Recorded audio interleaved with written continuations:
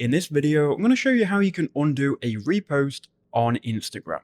Okay, so to undo a repost, first I'm going to demonstrate how you would repost something, then I'll show you two ways that you can undo it.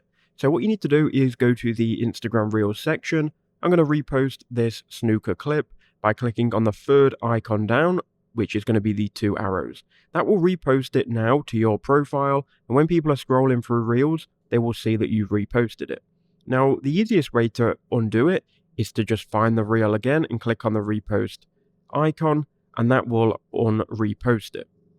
Now, if you can't find the reel, then you can actually go to your profile icon in the bottom right hand corner, and you'll then have a repost tab.